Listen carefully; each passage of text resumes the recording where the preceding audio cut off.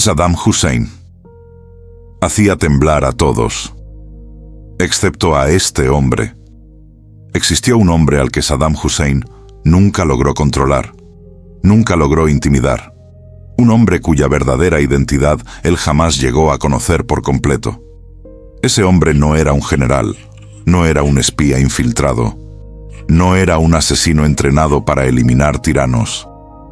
Era un agente del FBI de poco más de 30 años, hijo de inmigrantes, que entró a una sala sin ventanas cargando solamente un nombre falso.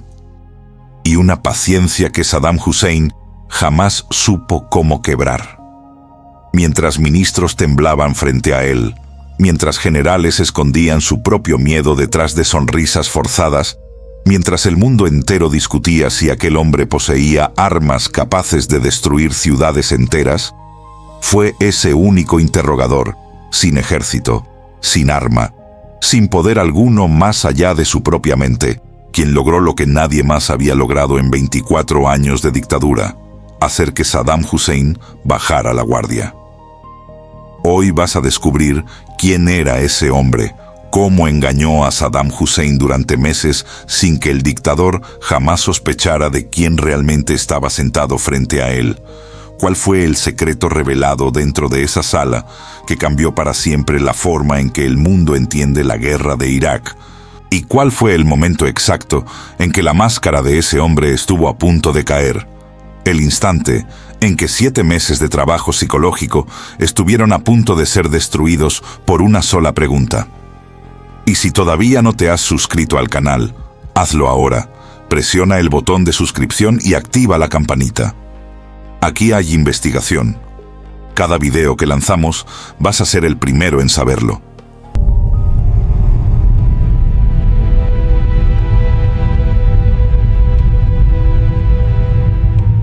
Para entender el tamaño de esta hazaña, primero hay que entender exactamente el tamaño del miedo que ese hombre desafió. Porque Saddam Hussein no gobernaba Irak, lo poseía, y la diferencia entre esas dos palabras costó la vida de cientos de miles de personas. En fotografías oficiales de reuniones de gabinete, existe un detalle que pocos notan a primera vista.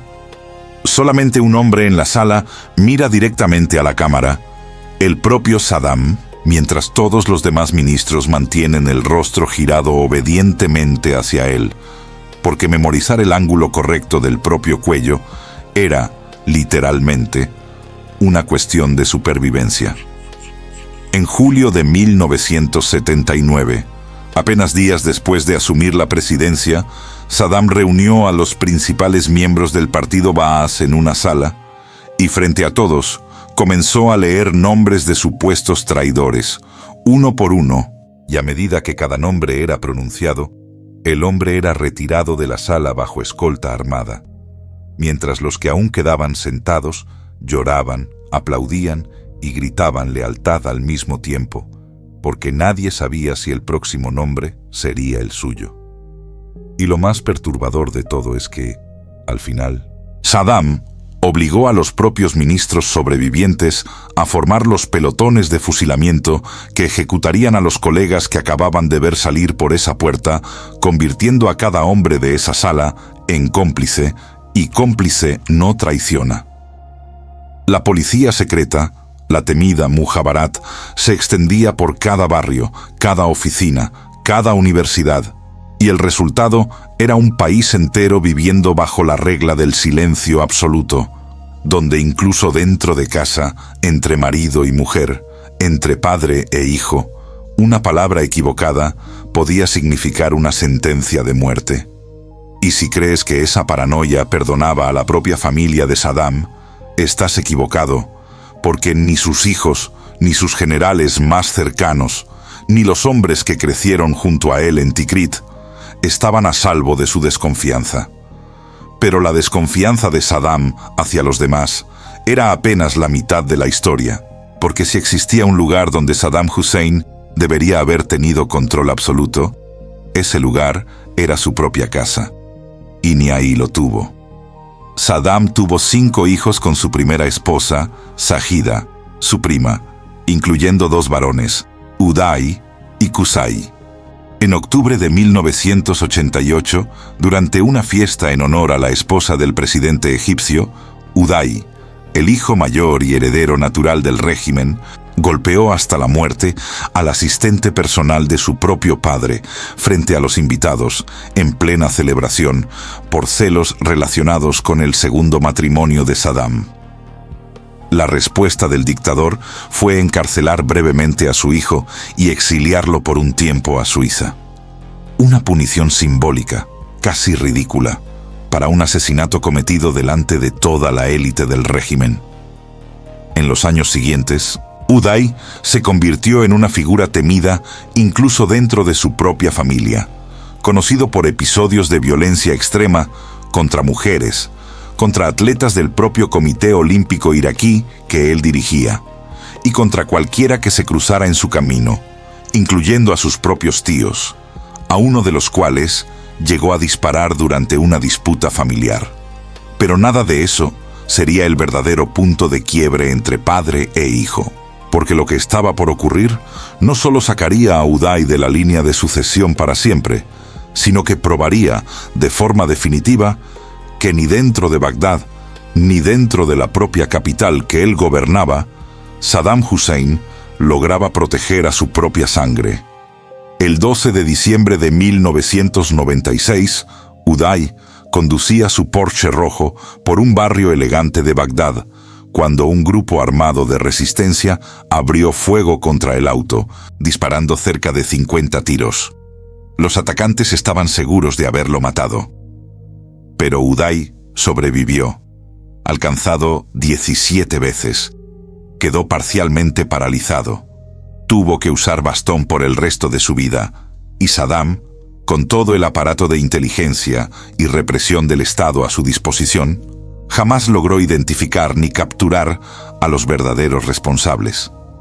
Fue ese atentado el que sacó a Uday definitivamente de la sucesión, abriendo camino para que Qusay, el hijo más disciplinado, se convirtiera en el heredero preferido. Y aquí está la ironía más profunda de todo esto. El hombre que controlaba un país entero a través del miedo jamás logró proteger a su propio heredero dentro de la capital que él mismo gobernaba. Cuando la invasión de 2003 puso fin al régimen, Uday y Qusay se convirtieron en los hombres más buscados de Irak después de su propio padre, con una recompensa combinada de $30 millones sobre sus cabezas.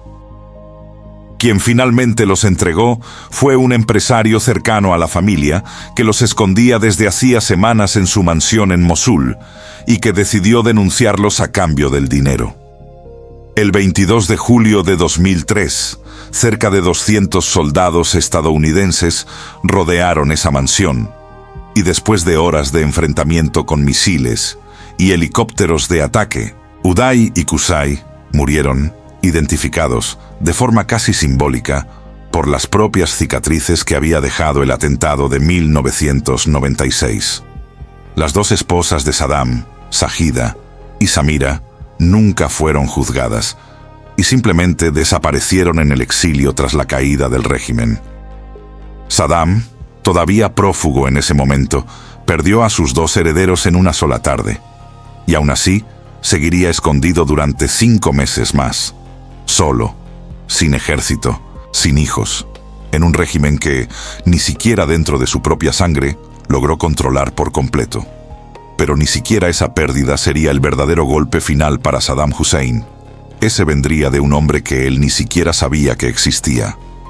Ese era el hombre que, en abril de 2003, vio a su imperio derrumbarse en cuestión de semanas, cuando fuerzas estadounidenses y británicas invadieron Irak y tomaron Bagdad, y el dictador que hacía temblar a los generales se convirtió, de la noche a la mañana, en el hombre más buscado del planeta, clasificado por los militares de Estados Unidos como objetivo de alto valor número 1.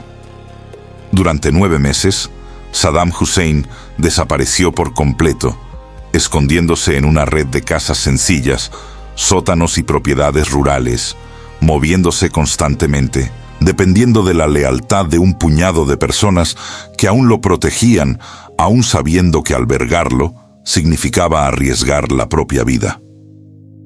12 operaciones de búsqueda fracasaron a lo largo de esos meses. 12 veces las fuerzas estadounidenses se acercaron y volvieron con las manos vacías. Hasta que, en diciembre de 2003, un hombre llamado Ibrahim al-Muslit, cercano a Saddam, fue capturado en una casa en Bagdad y bajo interrogatorio, finalmente reveló la ubicación exacta donde el dictador estaba escondido, una pequeña propiedad rural en la localidad de Ad-Daur, al sur de Tikrit. En la noche del 13 de diciembre de 2003, aproximadamente 600 soldados, entre ellos operadores de la Fuerza Especial 121 e integrantes de la Cuarta División de Infantería del Ejército estadounidense, rodearon dos propiedades identificadas como posibles escondites. La primera búsqueda no encontró nada, apenas otro objetivo vacío, una decepción que ya se repetía desde hacía meses, hasta que, en el momento en que los soldados ya se preparaban para abandonar el lugar, uno de ellos pateó un pedazo del piso, y ahí, escondido bajo tierra y ladrillos, había un hoyo estrecho, lo suficientemente profundo como para que un hombre se recostara. Un operador se preparaba para lanzar una granada, temiendo un túnel de insurgentes, cuando, desde el interior de ese hoyo oscuro, surgió un hombre desaliñado, barbudo, irreconocible a primera vista. Levantó las manos y dijo: «Soy Saddam Hussein, presidente de Irak, y estoy dispuesto a negociar». El soldado respondió solamente cerrando la tapa del hoyo por un instante y luego dijo: «El presidente Bush le manda saludos». Y aquí necesito preguntarte, si tú hubieras estado en el lugar de ese soldado y hubieras visto, dentro de un hoyo en la tierra, el rostro más buscado del mundo entero, ¿qué habría pasado por tu cabeza en ese segundo? Déjame tu respuesta en los comentarios, porque esta es apenas la primera mitad de esta historia. Capturar el cuerpo de Saddam Hussein fue, en cierto modo, lo más fácil, el verdadero desafío, el que realmente cambiaría la historia. Estaba a punto de comenzar, y no tenía que ver con sus manos, sino con su mente. Mientras el mundo celebraba la captura, un hombre en algún lugar de Estados Unidos se preparaba para pasar la víspera de Navidad como cualquier otro agente federal, sin imaginar que su vida estaba a punto de convertirse en parte de la historia. George Piro nació en Beirut, Líbano, en una familia asiria, y siendo aún adolescente, se mudó junto a sus padres a Estados Unidos, estableciéndose en el Valle de San Joaquín, en California. Antes de convertirse en agente del FBI, Piro sirvió en la Fuerza Aérea estadounidense. Luego pasó casi 10 años como policía en la ciudad de Ceres, California. Y más tarde trabajó como investigador en la oficina de un fiscal local, una trayectoria sólida, pero sin nada que sugiriera que algún día se convertiría en protagonista de uno de los interrogatorios más importantes de la historia reciente. Cuando finalmente ingresó al FBI, en Phoenix, Piro era uno de los pocos agentes fluidos en árabe de toda la corporación. Una habilidad que después de los atentados del 11 de septiembre de 2001 pasó a ser extremadamente valiosa y que lo llevó, en 2003, a ser promovido a la División de Contraterrorismo del FBI en Washington. Fue ahí que, en la noche del 24 de diciembre de 2003, alrededor de las 5 de la tarde, Piro recibió una llamada de un ejecutivo superior de la división, informándole que acababa de ser seleccionado para interrogar a Saddam Hussein en nombre del FBI. Su reacción inicial, según él mismo relató años después, fue de pánico absoluto, la sensación aterradora de que estaba a punto de sentarse frente a un hombre que había ocupado el centro del escenario mundial durante más de 2 décadas, y que cargaba sobre los hombros una responsabilidad que parecía imposible de sostener. Fue hasta una librería y compró 2 libros sobre Saddam Hussein, tratando, en pocos días, de aprender todo lo posible sobre la mente del hombre que estaba a punto de enfrentar, sin imaginar que ningún libro sería capaz de prepararlo verdaderamente para lo que vendría después. Nadie lo sabía todavía, Pero el FBI acababa de elegir, casi por casualidad, al único hombre capaz de lograr lo que ejércitos enteros, sanciones internacionales y años de presión diplomática no habían conseguido. El primer encuentro entre ambos ocurrió en una sala sin ventanas, aislada, donde Piro entraría solo, sin respaldo, sin nadie que pudiera intervenir si algo salía mal. Y fue ahí, en los primeros 30 segundos de ese encuentro, que ocurrió algo que definiría toda la dinámica de los meses siguientes. Piro se presentó solamente por su nombre. Dijo que se llamaba George y que estaba a cargo de ese proceso. Y antes de que pudiera continuar, Saddam ya había deducido dos cosas sobre él. Primero, que Piro era libanés. Y segundo, que era cristiano. Piro confirmó que sus padres eran libaneses y preguntó si eso sería un problema. A lo que Saddam respondió, sin dudar, que de ninguna manera, que él amaba al pueblo libanés y que el pueblo libanés lo amaba a él. Fue un momento extrañamente cordial, casi absurdo, considerando quién estaba sentado frente a quién, pero que reveló algo esencial sobre la estrategia que Piro adoptaría a partir de ahí. No intentar quebrar a Saddam por la fuerza, sino construir, ladrillo por ladrillo, una relación de aparente confianza mutua, aun sabiendo que todo aquello era, en el fondo, una puesta en escena cuidadosamente calculada. Y aquí, quiero hacerte una pregunta que tal vez nunca te habías hecho antes. ¿Crees que es posible confiar, aunque sea un poco, en alguien que sabes, en el fondo, que te está mintiendo? Porque eso fue exactamente lo que ocurrió dentro de esa sala, sesión tras sesión, semana tras semana. Y lo más impresionante es que ese primer encuentro no fue un golpe de suerte. Fue el inicio deliberado de una estrategia que se extendería durante 7 meses, más de 500 horas de conversaciones, en interrogatorios formales, en visitas médicas, en el patio donde Saddam hacía ejercicio, e incluso durante el desayuno, todos los días, un hombre solo frente al expresidente más poderoso de Oriente Medio. Antes de continuar, detente un segundo y recuerda exactamente lo que esta historia promete. Un hombre al que Saddam Hussein nunca logró controlar, nunca logró intimidar, y cuya identidad real él jamás llegó a conocer por completo. Lo que has visto hasta ahora es apenas el inicio de esa dinámica, la base sobre la cual Piro construiría, en los meses siguientes, una de las operaciones psicológicas más exitosas de la historia de los interrogatorios modernos. Lo que viene a continuación es el momento en que ese juego silencioso pone al propio dictador en contra de sí mismo. El momento en que los secretos mejor guardados del régimen iraquí comienzan a filtrarse, no bajo tortura, no bajo amenaza, sino a través de conversaciones aparentemente tranquilas entre dos hombres en una sala sin ventanas. Y es exactamente ese disfraz, cuidadosamente sostenido, el que abrió la puerta a todo lo que Saddam Hussein jamás imaginó que estaría revelando. Durante todo el tiempo que pasaron juntos, Saddam Hussein nunca supo el verdadero nombre, ni el verdadero cargo del hombre sentado frente a él. Él creía, porque Piro construyó cuidadosamente esa impresión, que aquel agente respondía directamente al presidente George W. Bush, un enviado de altísimo rango, casi un emisario personal de la Casa Blanca. Saddam lo llamaba simplemente Señor George, Mr. George, sin sospechar jamás que estaba, en realidad, frente a un agente del FBI encargado de extraerle la mayor cantidad de información posible. Y fue sobre esa mentira cuidadosamente sostenida que Piro construyó su verdadera arma, no la intimidación, sino la dependencia.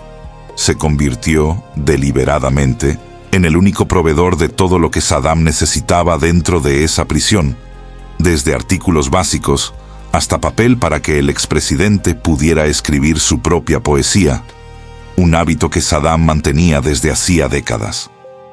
Cada pequeño gesto de amabilidad, cada favor concedido, reforzaba una relación de dependencia emocional que semana tras semana se iba profundizando, hasta que Saddam Hussein, el hombre que hacía temblar a los generales, comenzó a esperar ansiosamente las visitas diarias de aquel único interrogador. Si esta historia te está mostrando algo que nunca imaginaste sobre cómo se desarma psicológicamente a uno de los hombres más temidos de la historia reciente, este es exactamente el momento de darle like a este video y suscribirte al canal. Porque a partir de aquí, la historia se vuelve aún más intensa y lo que Saddam Hussein reveló dentro de esa sala cambiaría por completo la forma en que el mundo entendería la guerra que acababa de terminar. Y fue exactamente esa dependencia cuidadosamente construida la que abrió la puerta a los secretos mejor guardados de todo el régimen iraquí. Fue dentro de esa sala sin ventanas que Saddam Hussein confirmó, por primera vez, algo que cambiaría para siempre la narrativa de la guerra de Irak. Su régimen no poseía armas de destrucción masiva en el momento de la invasión estadounidense. La justificación oficial usada por Estados Unidos para declarar la guerra a Irak se derrumbaba ahí mismo, en una conversación entre dos hombres, lejos de las cámaras, lejos de los discursos políticos. Pero, ¿por qué entonces Saddam mantuvo durante años una ambigüedad deliberada sobre este asunto? Él reveló que su verdadero temor no era Estados Unidos, era Irán, su enemigo histórico desde la sangrienta guerra que consumió casi toda la década de 1980. Mantener esa incertidumbre era, para él, una forma de disuasión, un farol estratégico que terminaría costándole el propio régimen. Y aquí necesito preguntarte, si esta información se hubiera descubierto antes de la invasión de 2003, ¿crees que la guerra realmente habría ocurrido? Déjame tu opinión en los comentarios. Pero no fue solo sobre armas que Saddam habló en esa sala. También reveló, con desprecio evidente, su verdadera opinión sobre Osama Bin Laden. Llegó incluso a bromear sobre el líder de Al-Qaeda, diciendo que no se puede confiar en nadie con una barba como esa. Documentos posteriormente desclasificados, incluyendo interrogatorios de otros miembros del círculo cercano de Saddam, confirmaron esta versión. Su exministro de Relaciones Exteriores relató que el dictador veía a los islamistas radicales como oportunistas e hipócritas. Incluso celebró en secreto atentados terroristas contra Estados Unidos, pero jamás tuvo un interés real en formar alguna alianza operativa con Al-Qaeda. En el fondo, Saddam Hussein no confiaba en fanáticos religiosos. Veía en ellos una amenaza tan grande para su propio poder secular como cualquier ejército extranjero. Y es precisamente ese hombre, lleno de certezas sobre todos a su alrededor, capaz de calcular hasta el comportamiento de terroristas internacionales, el que estaba a punto de revelarse por primera vez completamente vulnerable. Fue en ese contexto que hubo un momento en que el hombre que alguna vez gobernó un país entero a través del miedo se reveló, sin darse cuenta, simplemente humano, frágil y profundamente solitario. Durante el 67º cumpleaños de Saddam, ya preso, ya derrotado, Piro apareció llevando té y galletas que su propia madre había preparado. Un gesto pequeño, casi íntimo, que contrastaba brutalmente con la imagen del dictador implacable que había aterrorizado a Irak durante más de 2 décadas. Y fue en ese momento que Saddam reveló una tristeza inesperada, al descubrir que el pueblo iraquí, lejos de extrañar las celebraciones obligatorias que antes marcaban su cumpleaños, estaba, en realidad, aliviado de no tener que fingir celebrar la fecha. El hombre que alguna vez exigía lealtad absoluta, que veía su rostro estampado en cada esquina del país, ahora se encontraba completamente solo, celebrando su propio cumpleaños en una celda, junto al único ser humano que todavía le dedicaba algún tipo de atención, sin saber que ese mismo hombre era, en realidad, su interrogador. Y necesito preguntarte, ¿qué sentirías al ver al hombre más temido de tu país, completamente aislado, celebrando un cumpleaños solo en una prisión?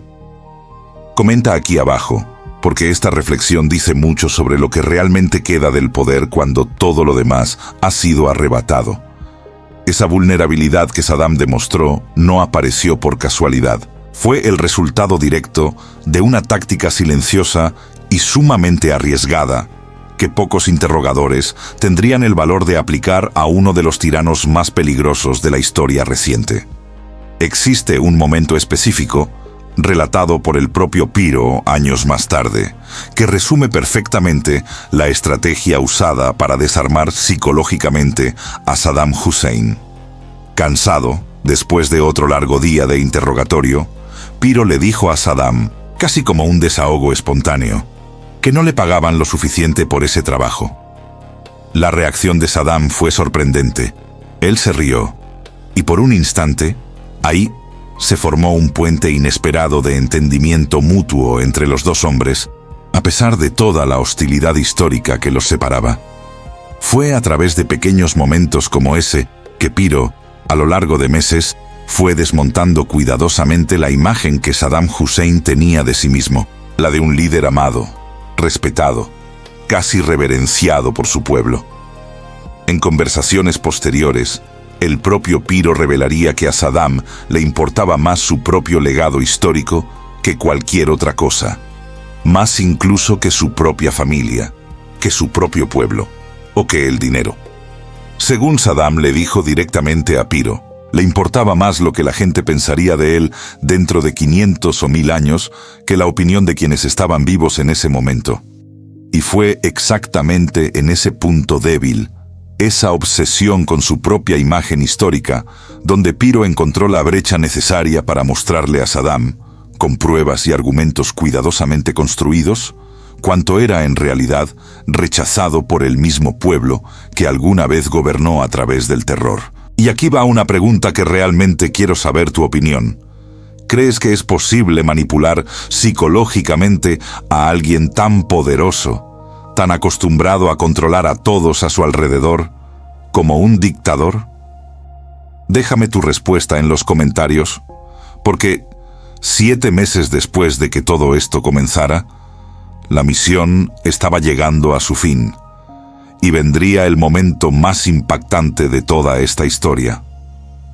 El 30 de junio de 2004, Saddam Hussein fue finalmente transferido a la custodia del gobierno interino iraquí, poniendo fin al período en que estuvo bajo interrogatorio directo de George Piro y del FBI. Lo que siguió fue un juicio ampliamente seguido por el mundo entero, en el cual Saddam fue juzgado por crímenes de lesa humanidad, principalmente relacionados con la masacre de Dujail, ocurrida en 1982, cuando 148 hombres y niños chiítas fueron brutalmente ejecutados como represalia por un intento de asesinato contra el propio Saddam. Fue declarado culpable y condenado a muerte por ahorcamiento. En la madrugada del 30 de diciembre de 2006, Saddam Hussein subió al patíbulo y, según testigos, mantuvo la compostura incluso frente a las burlas de algunos de los presentes en la sala. Cuando le preguntaron si sentía miedo o arrepentimiento, él habría respondido que no sentía miedo alguno y que había dedicado toda su vida a combatir la agresión. Mientras le colocaban la soga alrededor del cuello, Saddam comenzó a recitar la Shahada, la declaración islámica de fe, elevando la voz por encima del tumulto a su alrededor, y sus últimas palabras, antes de que se abriera la trampilla, fueron: «La comunidad musulmana será victoriosa». ¿Y qué pasó con el hombre que pasó meses a su lado sin que Saddam jamás supiera quién realmente era? George Piro continuó su carrera dentro del FBI, ascendiendo internamente hasta convertirse, años después, en el agente especial a cargo de la oficina del FBI en Miami, donde además lideró investigaciones de alto perfil, incluyendo el atentado en el aeropuerto de Fort Lauderdale en 2017. Décadas después de aquellas conversaciones, dentro de una sala sin ventanas, Piro finalmente contó su versión completa de la historia en un libro, revelando detalles que, hasta entonces, permanecían guardados solo en su memoria. Y aquí está la última pregunta que quiero hacerte En tu opinión, ¿qué habría sentido Saddam Hussein si hubiera sabido, antes de morir, que el hombre en quien más confió durante meses enteros era, en realidad, su interrogador? Déjame tu respuesta en los comentarios. Realmente quiero leer lo que piensas sobre esto. Al final, la historia de Saddam Hussein no termina en una horca, ni en una sala de tribunal. Termina en una sala pequeña, sin ventanas, donde el hombre que hizo temblar a un país entero durante más de 2 décadas, que ni siquiera pudo controlar a su propio hijo, fue silenciosamente desarmado, no por la fuerza de un ejército, no por la violencia de una guerra, sino por la paciencia, la inteligencia y la disciplina de un único agente que jamás reveló por completo quién realmente era. Tal vez esa sea la lección más perturbadora de toda esta historia, que el poder absoluto, por más avasallador que parezca por fuera, siempre encuentra, en algún lugar, una grieta, un hijo, un hombre, un momento, capaz de desmontarlo por dentro. Si esta historia te hizo ver a Saddam Hussein, a la guerra de Irak y al propio concepto de poder de una forma completamente distinta, dale like, suscríbete al canal, comparte este video con alguien que también necesita conocer esta historia y no olvides dejar en los comentarios tu respuesta a la pregunta que queda flotando hasta hoy. ¿Existirá, en verdad, algún poder en el mundo que sea realmente incontrolable?